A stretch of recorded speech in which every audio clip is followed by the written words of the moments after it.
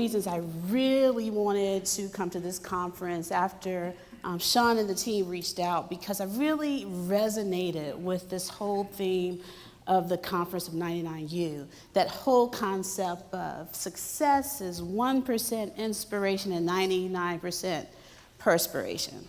Because as many of you may also live this yourself, I can relate as a startup founder to that 99% perspiration part. That is my life with these 60-plus hour weeks that we do to kind of bring an idea to life. But other than being a startup founder and a social entrepreneur, one of my main roles is what I like to call a momager.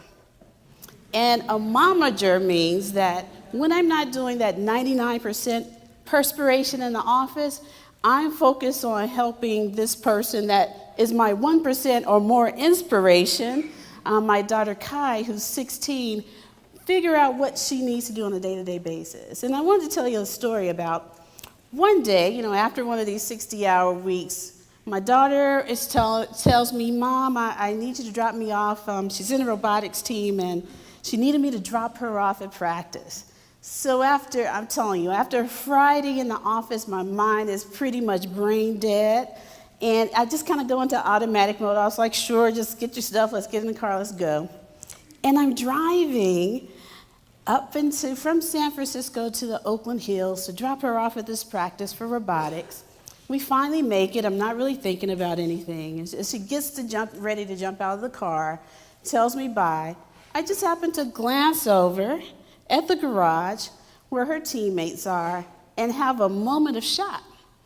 Because Kai, my daughter, who is a young 16-year African-American young lady, was going into the garage, and all I saw was 5 other young Caucasian boys tinkering around on something in the garage. And I was like, wait, are you okay? I mean, are they nice? I mean, are they welcoming? And she looked at me with this, surprised moan on her face and said, Mom, of course, what do you mean? But they treat me well, they treat me fine, they're perfectly nice, they're very friendly. But I was like, well, are you sure? And she said, oh, yes. And so she gets out the car and she starts to walk away, and I still slowly drive away because I really don't know if I believe her. So I almost want to park the car and go around and kind of listen at the side of the garage. And as I drove home, I realized at that moment that what I was experiencing was my own bias. So that dirty little 4-letter word that we're now hearing so much more about. Because in my mind's eye, and based on past experiences myself, as an engineer and as a woman, and one of the only women of color often in these engineering spaces, when I experienced what I experienced was probably and perhaps in that moment a bit different than what my daughter was. I immediately thought, this is not an environment that she would be comfortable in, because often they are not. But in this particular case, it was different. So I recognized at that time, which I already knew, even as a woman of color who talks about these issues from time to time, all the time, I experienced bias myself. We all experience bias. And that drove me to look a little bit more on how that bias impacts how we operate in the world. And I love this quote that says, biases are the invisible world we walk through, exerting their influence outside of their conscious awareness. There's a fantastic book that came out about 2 years ago called Blind Spot. It's by 2 professors, Mazarin Banaji and Anthony Greenwald, and it's about the hidden biases of good people. And in the book, they start out with this example from a professor named Roger Shepard, and it's called Turning the Tables. And as you look at this picture, raise your hand if you think the tables are the exact same size.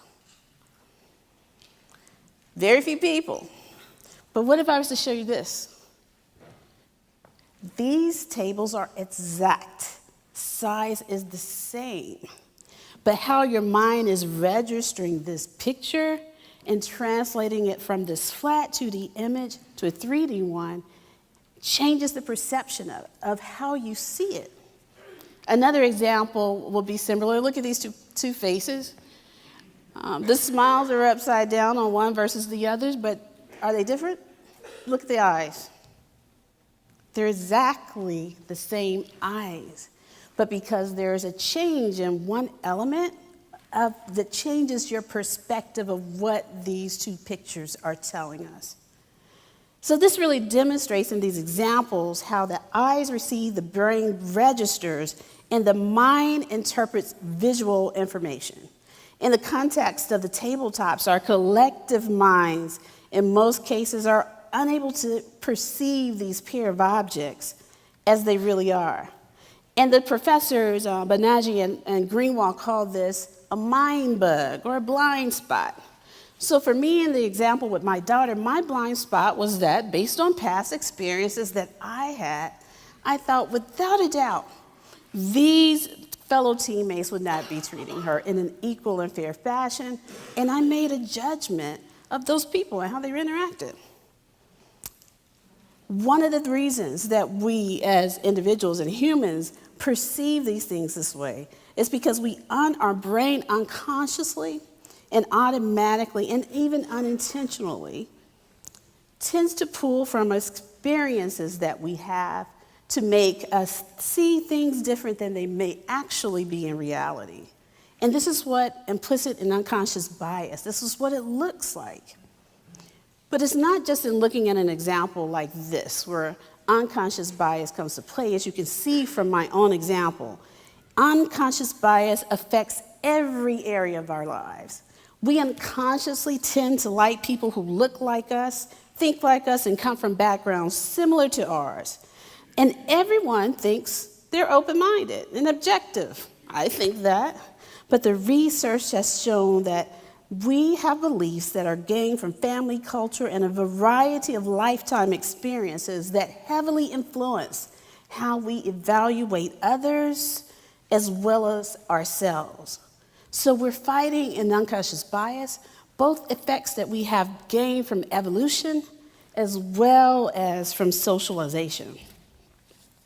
But I want to ask, why does this matter as startup founders? And why is this something that we need to be aware of as we build our companies, as we run our companies? This is important because bias creeps up on us when we least expect it. And in many contexts, from design to business through society. In the design world, there's a fantastic professor of sociology named Ruha Benjamin at Princeton University and has done some groundbreaking work around discriminatory design. She has an essay that she wrote a while back called Playing the Game or Hacking the System. And in this essay, she talks about how studies have shown that there's implicit racial bias that predicts the amount of shooter bias in a video game. In these video games that most of our kids, maybe even some of us play, more than half of the African American characters in the games are unaffected by any violence they actually receive. So there, you shoot an African American player in the video game, nothing happens. He dies, but he doesn't feel or show any emotion. Now, if we look at the intersectionality when you put both race and gender together, the outcomes are even worse. 9 out of 10 African American females in these same video games are always victims of violence and far more apt to be victimized. And they are never, women in general in these videos, never the protagonists, never the protagonists. So how do these virtual worlds reflect our unconscious bias? How do we bring that into the game? And how do they reinforce our imaginations and trigger and reflect these perceived realities? There's even examples in business. So I think everyone now is probably familiar with the resume test, where you put two candidates, similar or exact qualifications, different names, and how much different the response is when there's a primarily white Caucasian male name on an application versus one that is more ethnic or even female. I think the most, I don't know what the right word is for this, but the most shocking examples of how this unconscious bias plays out is when we look at society. In society, there have been studies that show that white people, including police, see black children as older, less innocent than their white counterparts. There's a UCLA psychological study that actually showed this out in reality.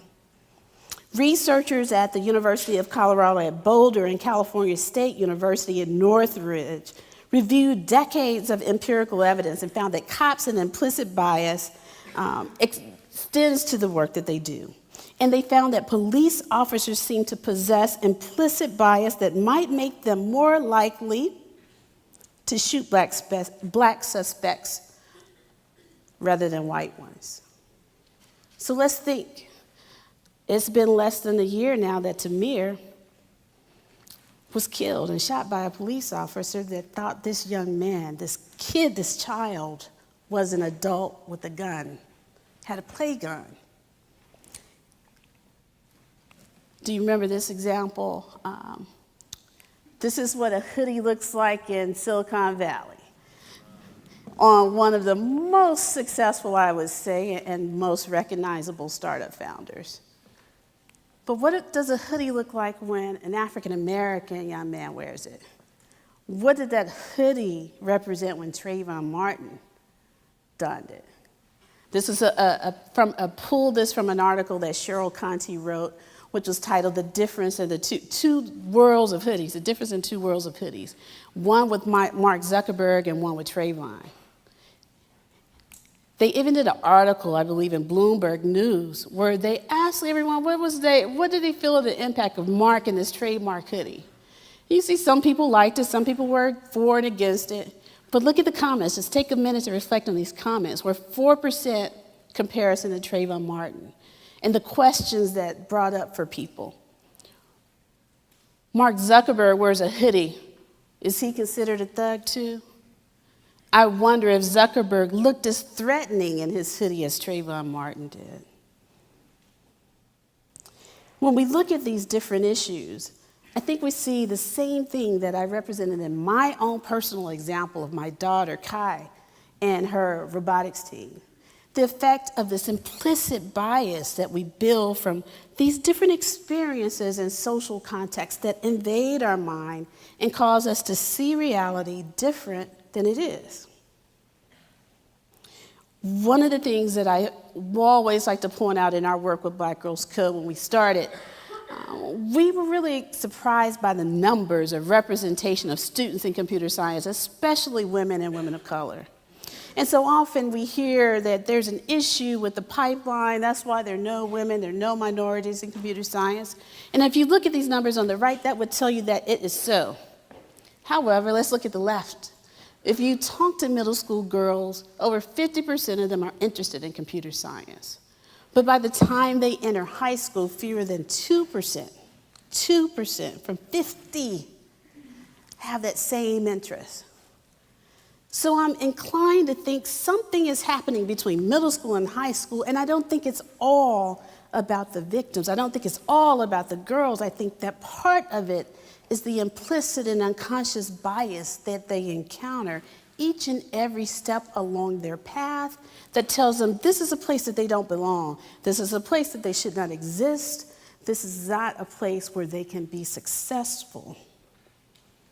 So how do we change these perspectives? How do we change this bias? How do we break it? Fortunately, for serious minds, a bias recognized is bias sterilized. I think the first step is recognizing how pervasive these biases are in our society and how we all own them. We all do. There have been efforts, really some successful efforts based on this data and there's a a website called Project Implicit that I highly recommend you take a look at, by Professors Greenwald and Banaji, that actually has a bias-taking test in there that you can actually test, what is your bias? And it uses this test, an IAT test, or an implicit association test, where you really compare different images with words, and it assesses how much bias you actually possess as an individual. One organization that's done a fantastic job of taking that same research and kind of flipping into a cultural perspective that's really, I think, pretty darn slick is MTV, with this Look Different project that they did about 2 years ago. And it has, if you look on YouTube, you'll see a series of videos where they really smash these stereotypes that often people encounter based on others' bias and unconscious biases. This is one, and how it feels when someone says, oh, you're different from a black guy. Or they have one from a Latino student where it says, his counterpart says, oh, you speak really good to be Hispanic. And they show this student saying, well, I should because I was born and raised in New Jersey. But there's so many instances of where this bias comes into play, and it absolutely has an impact. So I really applaud MT for this work that they are doing to kind of expose that. So if you think of the possibility of what happens when there's intersectionality, what happens when we bring in race, what happens when we bring in gender, what happens when we bring in sexual orientation to these conversations, and all of the different mind pings and mind bugs that could possibly come into play at that time. Another way that we have found as an organization to counteract this bias is really by building new associations to expose people to a counter stereotypic image. Because even though there is this tendency to mirror or create this meritocracy effect, as Ben Jealous says, in the Valley, how perceptions are made about people and their competencies. And so you tend to group people that are in your in-group, those that you relate most closely to, as most competent. But there's also an impact of the same unconscious bias to people that are on the out-group. So in this case, these girls of color who hear images that they do not belong in the IT industry and the technology industry will tend to internalize that themselves and become a bit of a self-fulfilling prophecy. We counter that by showing them that they can. So when you see an image of a computer scientist, you see images that look like this. Dr. Ruha Benjamin calls this breaking the cultural codes and flipping the script, changing the narrative that's dominant in our society. Now that I've told you all about all the statistics, all the research, I want you to be I don't want to be a Debbie Downer first thing in the morning, because there's also research that shows that these biases can be broken. These biases can be changed. But I really truly believe the first step is that we acknowledge that we all have them. We all have them. And look at ways to create a change in that perception, a change in how we respond based on that knowledge. As we go forth and we're building these companies, I think we have the potential to change the world and make it a better place. And in our country, even though inequality, it no longer looks quite the same as it did 50 years ago, and there are no clear vestiges of Jim Crow that remain, there are undeniably instances of inequality that continue to persist.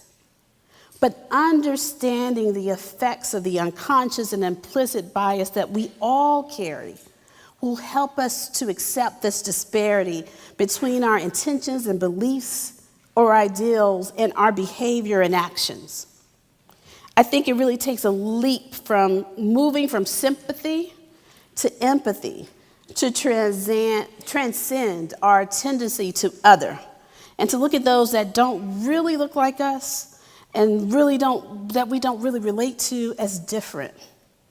It takes a conscious decision to deflect and block our unconscious bias, and a bit, I would say, of bravery to admit as humans, even with the best intentions, we are undeniably, but not irreparably, flawed. Diversity, inclusion, and a fair society, it belongs to all of us. And it's as a shared humanity that we must stop looking at others outside of ourselves as the cause of the problems or the people that need to change so that we can create a more fair and just society. Diversity and inclusion belongs to all of us. And I strongly believe that the most effective revolutions will start when we address these issues that occur in our mind. I think MTV, with this last video, pretty wraps it up quite well.